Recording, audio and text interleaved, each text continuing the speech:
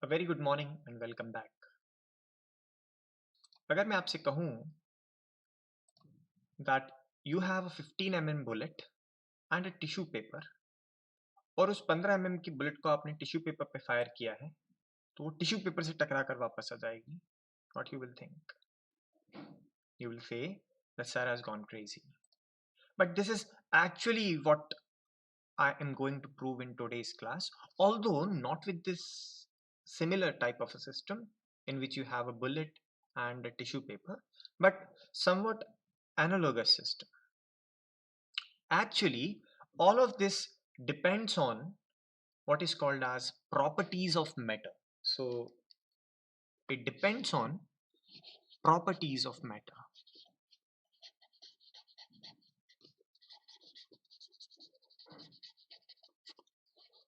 And what is matter? Matter is something with which everything is made up of. Me, you, this whole universe is made up of what we call as matter. Okay? और लोगों को एक idea पहले से ही था.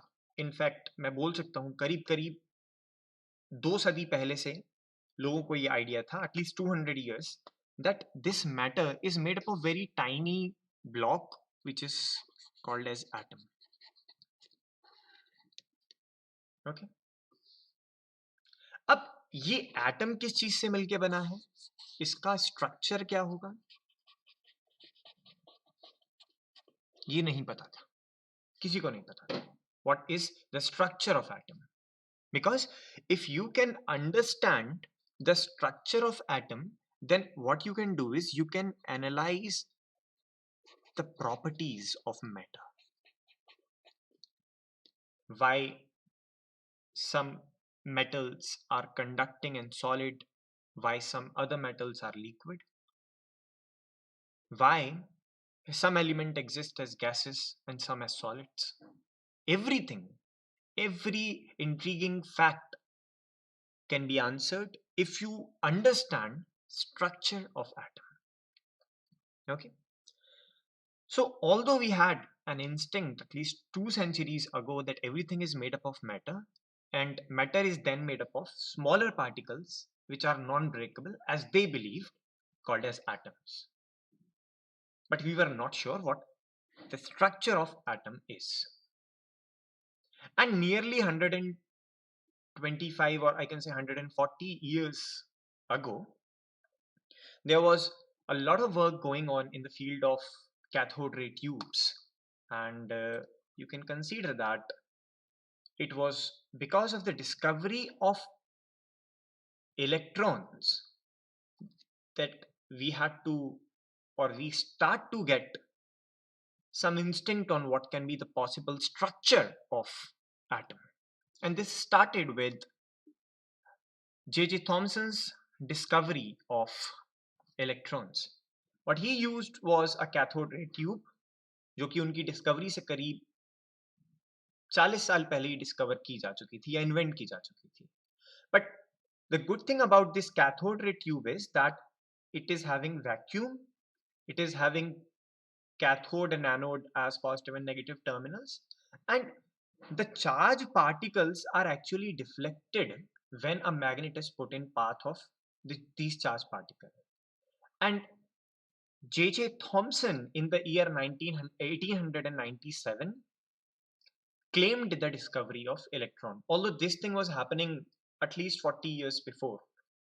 But it was him who finally gave an idea that this is the property of charge particle which are called as electrons. Fine. So J.J. Thomson lead to the discovery of electron, and because electron is a part of atom, is part of matter, so people took him really seriously when he first proposed his model of atom. And in his model, what we call as plum pudding model or fruit cake model,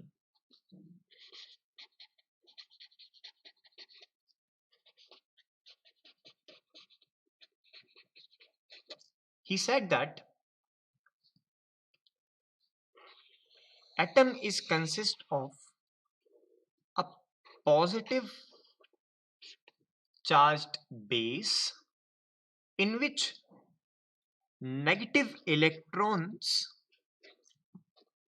are decorated or are put just like किशमिश इन खीर. जब खीर बनती है तो कुछ मेवा या किशमिश ऊपर तैरती दिखती है ना, अलग अलग अलग अलग. या फ्रूट केक में आप देखें तो नीचे तो बेस क्रीम होती है और उस क्रीम के ऊपर ग्रेप्स और जो अनार है उसके कुछ दाने दिख रहे हैं. उस तरीके से उन्होंने कहा कि शायद एटम ऐसा हो कि जिसमें बेस इज पॉजिटिवली चार्ज्ड और उस पॉजिटिवली चार्ज बेस में negative electrons are put like this.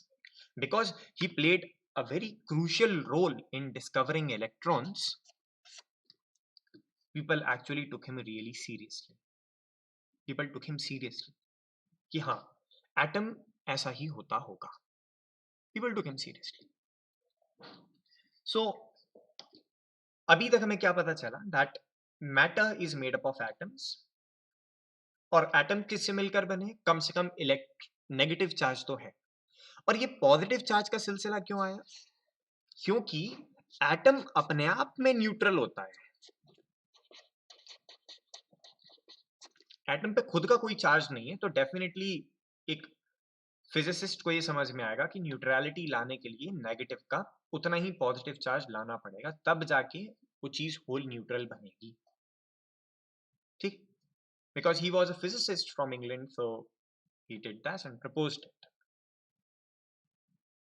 So this is very initial structure of atom, very initial structure of atom. Now we have to understand what this cake is made up of.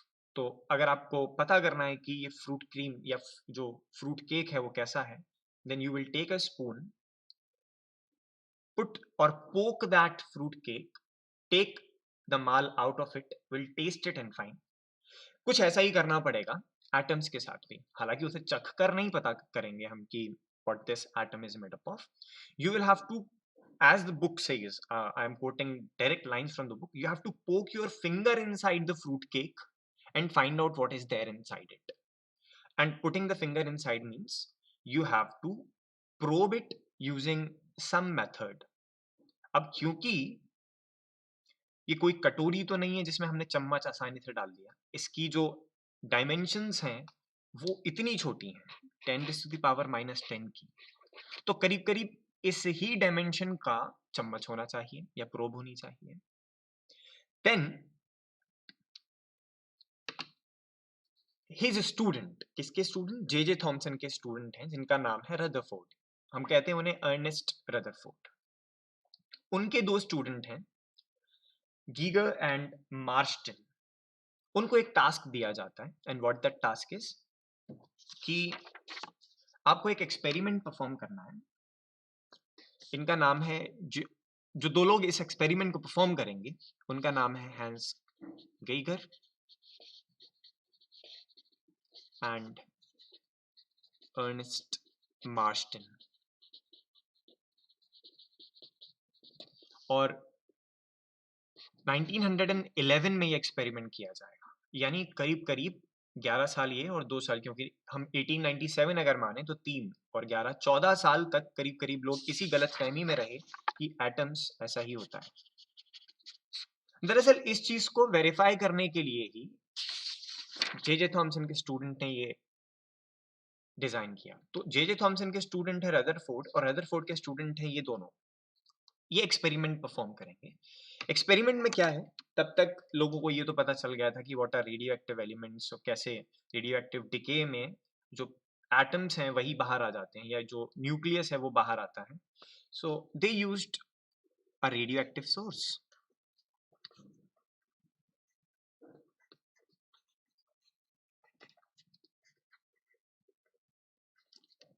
जिसमें से alpha particles बाहर निकल रहे थे. We call it as alpha particles. Alpha particles were coming out, okay, out of these radioactive source. Let me just increase the gamma a bit so that it becomes more clear. Yeah. Now these alpha particles, because these were of nuclear dimensions, इतना तय था कि ये atom से भी छोटे हैं तो हमारा काम बन सकता है, were made to fall on a very very thin layer of gold foil. ये गोल्ड की एक पतली सी परत है, क्योंकि गोल्ड बहुत मॉलिएबल होता है, इसलिए इतनी पतली परत कर दी कि ज्यादा से ज्यादा 1000 एटम्स बचे हों इस लेयर की थिकनेस में। ठीक है, तो अगर एक एटम की हम थिकनेस माने, एक एटम की जो डायमेंशन है वो माने 1 एंगस्ट्रॉम, तो ये 1000 एंगस्ट्रॉम्स का करीब थिकनेस रही होगी। Very very thin, very thin. अब अगर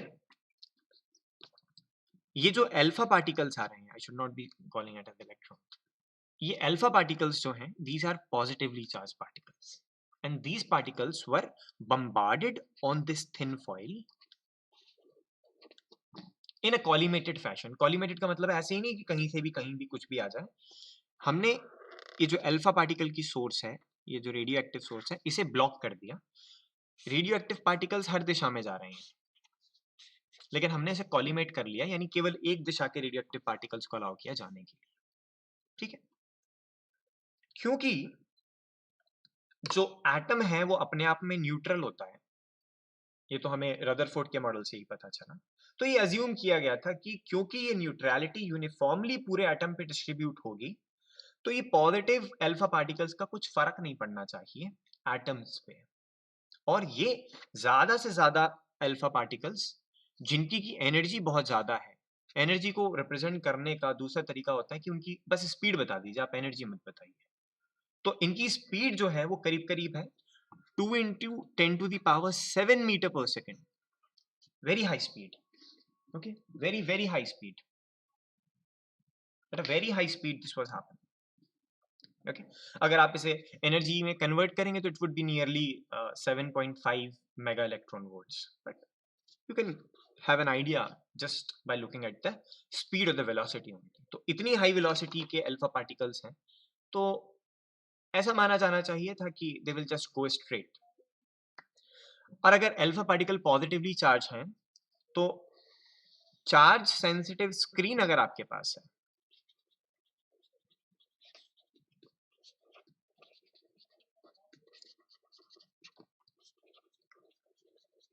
जो कि जिंक सल्फाइड का सॉल्ट की कोटिंग है, वहां पर स्पार्क्स दिखाई देंगे, यानी चमक दिखाई देगी। ये अल्फा पार्टिकल स्ट्राइक, इसने अल्फा पार्टिकल ने स्ट्राइक किया, आपको चमक दिखाई देगी। दूसरे अल्फा पार्टिकल ने स्ट्राइक किया, आपको चमक दिखाई देगी। तो चमक दिखाई देगी। और ये अज्यूम किया गया क्योंकि इस गोल्ड फॉइल के अंदर जो एटम्स हैं वो न्यूट्रल हैं, उनका जो चार्ज डिस्ट्रीब्यूशन है वो यूनिफॉर्म है और टोटली न्यूट्रल है। तो बिना इंटरेक्शन के ये अल्फा पार्टिकल्स को बाहर आ जाना चाहिए, यानी इनमें कोई डिफ्लेक्शन नहीं होना चाहिए या वेरी लिटिल डिफ्लेक्शन होना चाहिए।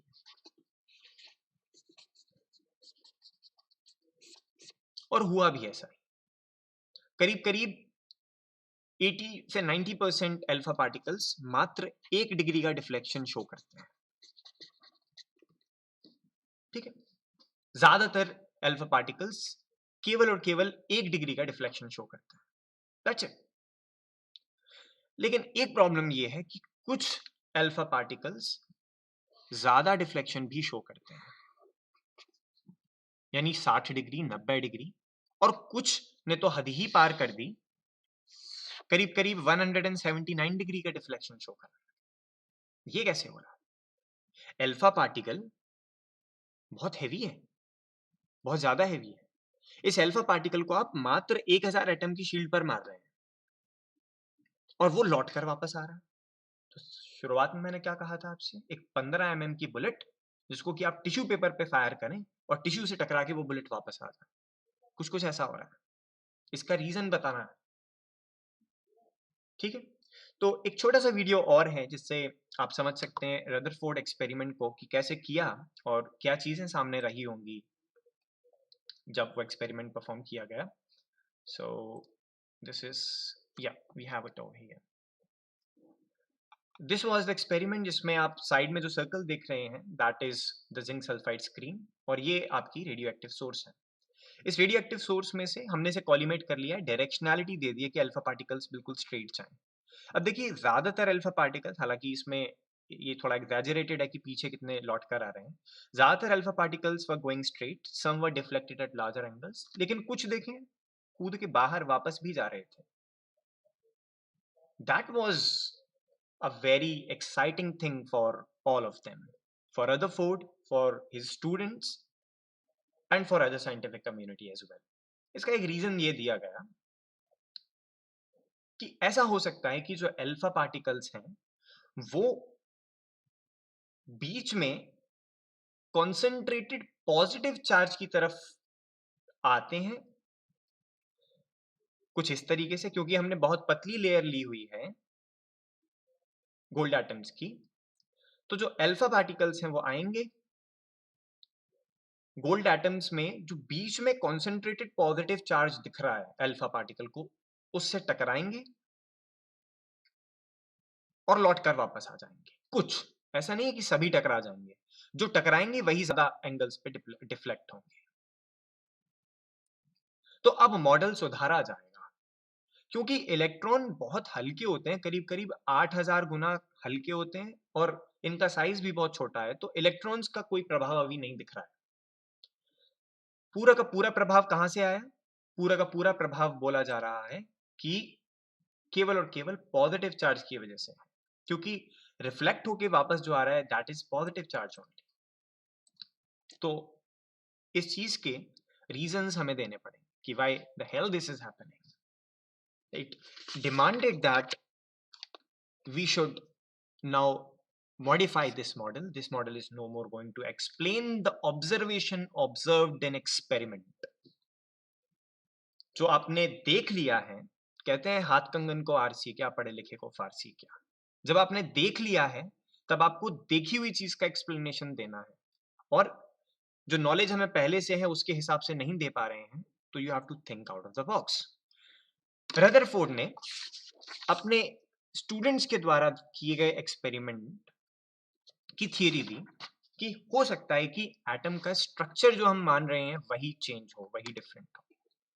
उनका मानना यह था कि एटम में एक छोटा सा सेंटर पॉइंट ऐसा है या जगह ऐसी है जहां पे ज्यादा से ज्यादा पॉजिटिव चार्ज कॉन्सेंट्रेटेड है। कॉन्सेंट्रेटेड मतलब इकट्ठा करके रख दिया गया है, और नेगेटिव चार्ज इसके आसपास आजू बाजू में होगा।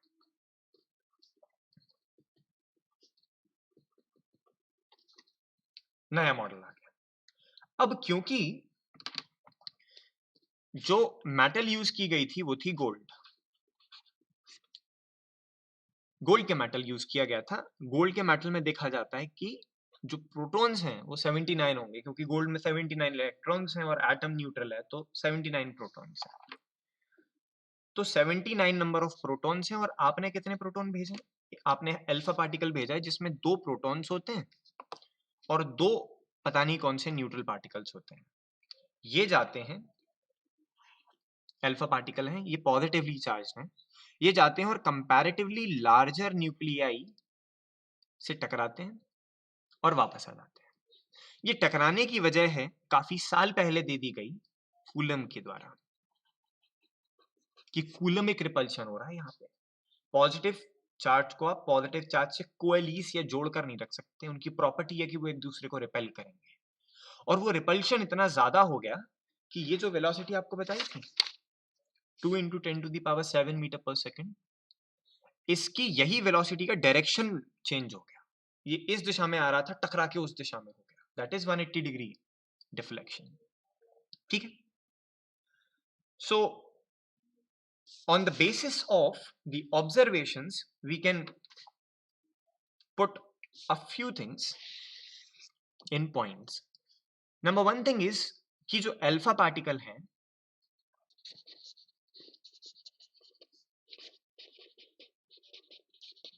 वो करीब करीब 8000 times the mass of electron है, इसीलिए it will not have more effect on electrons. Electrons के बारे में अभी बात नहीं हो रही है, we are only talking about positive positive charge interaction.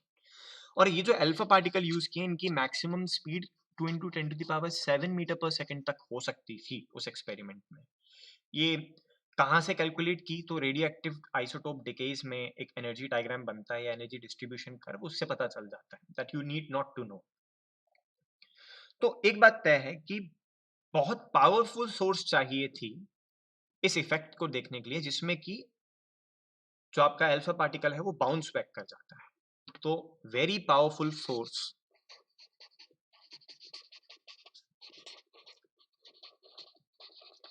are needed to cause the deflection.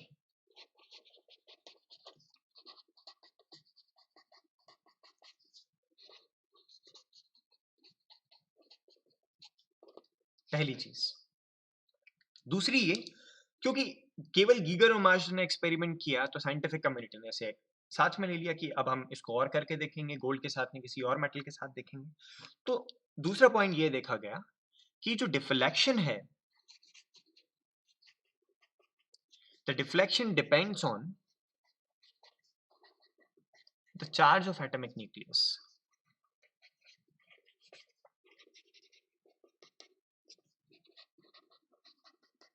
Okay, so if you have gold, it will be deflected in a different way. If you have platinum, it will be deflected in a different way. So it depends on charge of the nucleus. Okay, और जो nuclear charge होगा, या हम कहें कि nuclear charge होगा, that will be some multiple of electronic charge. For example, it will be 10 times the positive charge of electron. So nuclear charge will be multiple of positive electronic charge. Electron पे है 1.6 10 to the power minus 19 with a negative sign coulomb, यहाँ होगा 1.6 10 to the power minus 19 with a positive sign of coulombs. ठीक है, और multiple में बोल रहा हूं तो इसलिए एक पर्टिकुलर न्यूक्लियाई पे कोई मल्टीपल इंटीजर z इंटू ई इतना चार्ज होगा। ठीक है, z इंटू ई प्लस बोल दें, it would be much better. और यही z आगे चल के 4-5 साल में लोगों ने इसका नाम रख दिया एटॉमिक नंबर। पर इस एटॉमिक नंबर को देख के आपको पता ये चल जाएगा कि कितने प्रोटॉन्स होंगे आपके न्यूक्लियस में। जितना ज्यादा प्रोटॉन उतना हैवी न्यूक्लियस। ओके, एक और भी चीज ये देखिए, क्योंकि 80 to 90% जो अल्फा पार्टिकल्स थे वो अनडेविएटेड अनडिफ्लेक्टेड स्ट्रेट पार कर गए, तो रदरफोर्ड की एक ऑब्जर्वेशन और एक इन्फरेंस या रिजल्ट ये भी था कि जो भी स्ट्रक्चर हम बोल रहे हैं वो कुछ इस तरीके से है कि बहुत सारा पॉजिटिव चार्ज कॉन्सेंट्रेटेड है सेंटर पे, और रिलेटिवली हाई दूरी पर, बहुत ज्यादा दूरी पे नेगेटिव चार्ज स्टोर्ड है, जो कि बहुत माइन्यूट और छोटा है। ये कुछ इस तरीके से हो गया कि आपने दयालबाग में एक पंपकिन रख दिया या वाटरमेलन रख दिया। ठीक है, तो इमेजिन दयालबाग के सेंट्रल ऑफिस वाले गार्डन में एक वाटरमेलन रखा हुआ है। फाइन, अब दयालबाग से चले जाइए ताजमहल। ताजमहल तो ज्यादा दूर हो गया, इनफैक्ट ताजमहल भी will work for higher order matter. आप फिलहाल इस पंपकिन को रख के ज्यादा नहीं, बस भगवान टॉकीज क्रॉसिंग तक जाइए और भगवान टॉकीज क्रॉसिंग पर एक छोटा सा मटर का दाना रख दीजिए। दीज आर द स्केल्स कि दयालबाग में आपने सेंट्रल ऑफिस के पास एक पंपकिन रखा है और भगवान टॉकीज पे जाके एक मटर का छोटा सा पीस दाना रख दिया है। Okay, these are the scales. तो ज्यादातर तो बीच में खाली जगह ही हो गई। तो दैट पंपकिन और watermelon is the nucleus and that मटर का छोटा सा दाना इज इलेक्ट्रॉन। रदरफोर्ड का ये कहना था कि जो स्ट्रक्चर होगा एटॉमिक स्ट्रक्चर वो कुछ ऐसा होगा। ओके, अब क्योंकि ये पॉजिटिव चार्ज है और ये नेगेटिव चार्ज है, तो ये एक जगह एक दूसरे के साथ ऐसे तो रह नहीं सकते कि स्टेबली आपने अलग रख दिया, because there is a tendency that they will attract each other. तो इस टेंडेंसी को या अट्रैक्शन को कॉम्पेंसेट करने के लिए, एक स्टेबिलिटी लाने के लिए, this electron should be in motion. तो हम बोलते हैं इसे स्टेबिलिटी वाया मोबिलिटी। ठीक है, कुछ कुछ कैसे, जैसे इफ यू आर साइकिलिंग, आप साइकिल चला रहे हैं, आपने ब्रेक लगा दी, तो स्टेबल होने के लिए आपको पैर टिकाने पड़ेंगे। वहीं अगर आप पैडल पे पैडल मारते जा रहे हैं, पैडल पे पैडल मारते जा रहे हैं, तो स्टेबल हैं आप। If it is moving then it is balancing itself. ठीक है, और साइकिल चलाने की यही एक कला होती है, that you have to make it move either slowly और fast, but till the moment it is moving it is stable. तो स्टेबिलिटी वाया मोबिलिटी वाला टर्म यहां भी वैलिड था, यहां भी एप्लीकेबल था, that this electron should be in motion in order to keep the system stable. Otherwise क्या होगा, this electron will fall into this nucleus and then जो concept है कि बीच में तो खाली जगह है वो खत्म हो जाएगा. So most of the atom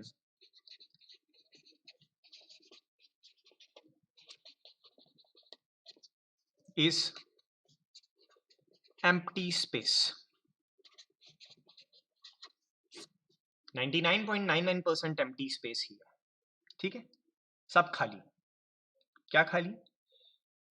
जो स्टील के ब्रिजेस हैं वो खाली हैं, क्योंकि उनके एटम्स में तो 99.99% खाली जगह है. जिस लकड़ी की टेबल पर आप ये वीडियो देख रहे हैं बैठ के, वो भी खाली ही है.